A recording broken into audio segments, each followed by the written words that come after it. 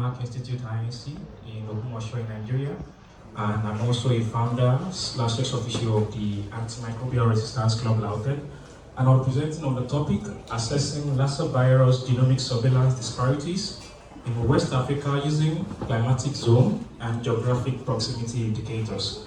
Okay, taking a look at the topic, it might look so complex, but I'll break it down. Genomics is talking about the study of genomes. And we're talking about genomes, that the genetic makeup of an organism. Taking a look at surveillance, we are looking at we are creating data, public health data, and in this context, Lassa virus and climatic zone. We want to take a look at, okay, does climate have a correlation with the thriving of Lassa fever? And geographic proximity indicators, we want to take a look at, okay, do sharing of borders with endemic countries put some countries at risk? Then follow me to understand some of these context.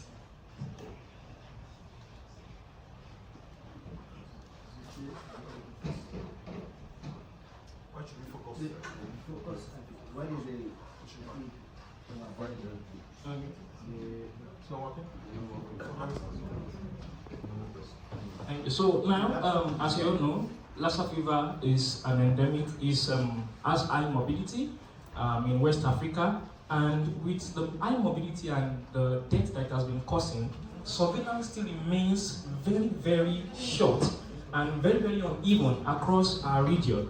And even some countries that are bordering some of these highly endemic countries do not have surveillance capacities, and they face greater risk of being affected by Lassa virus due to lack of surveillance in terms of genomics. Okay. Now the objectives is that we want to assess, we want to look at how is Lassa virus surveillance across West Africa, making use of genomic submissions on a particular portal known as NCBI. If you are new to NCBI, as I imagine, bioinformatician, NCBI is National Center for Biotechnology Information.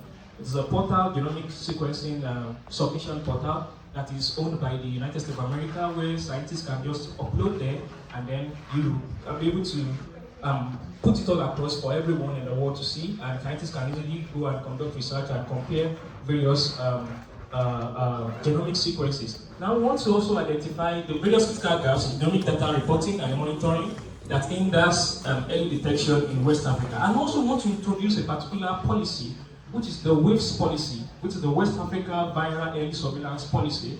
I'll be talking more on this as we proceed, and I want stakeholders over here from ECOWAS to take note of this particular policy once I get there. Now, these are the methods that we used. We have to take a look at, okay, what are the countries in West Africa, and there are 16. We have to take a look at what are the disparities in Lassa virus genomic surveillance in West Africa, and we'll take a look at, okay, which countries have submitted their genomic sequences on the NCBI portal. And that NCBI portal is a very, very, very, very important and very pivotal portal for bioinformaticians, where they conduct, where they go there and conduct research. And we have to curate climatic data from Berkeley Earth, 2024 data, that's from the US, and we examined it.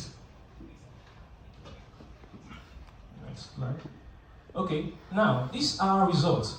The genomic data availability for mammanevirus Lassanse, which is the virus that causes Lassa fever in West African countries. If we take a look at Nigeria, Nigeria had the highest genomic submission on NCBI, that's National Center for Biotechnology Information, and it has just 1,500 or thereabouts. Sierra Leone following, that's 400, Guinea following just 600. Look at all other West African countries, they do not even have any genomic sequences at all. That shows that they are at risk. They don't have any genomic submissions. And even Nigeria, that is the highest over there.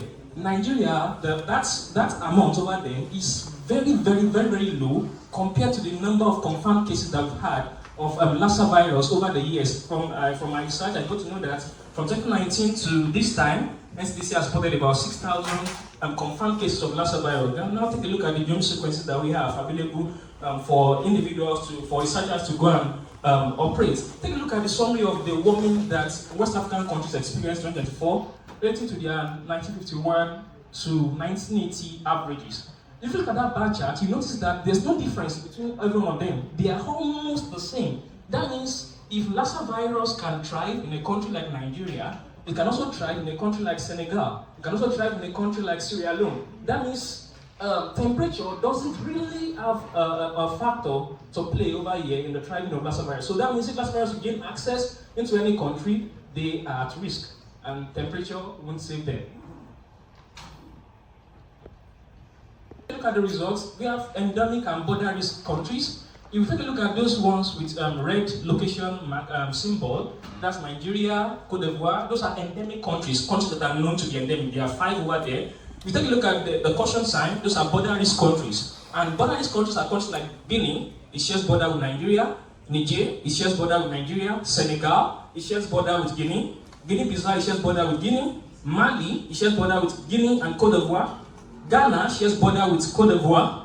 Burkina Faso shares border with Cote d'Ivoire. There are 7 countries that are at risk. And also the 5 endemic countries. That's a total of about 12 countries already in the radar of Lassa fever. And that shows that West Africa really needs to wake up to combat this fight against Lassa virus.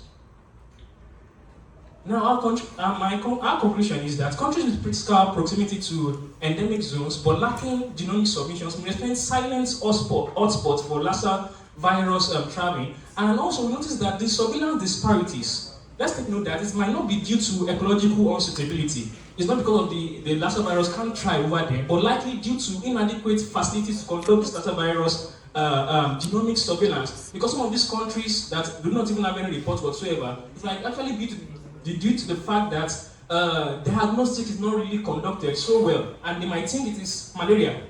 So, and despite Nigeria having the highest numbers, I've said earlier, just 1,500 cirrhosis, this number is still very, very low compared to the number of confirmed cases that were recorded over the years.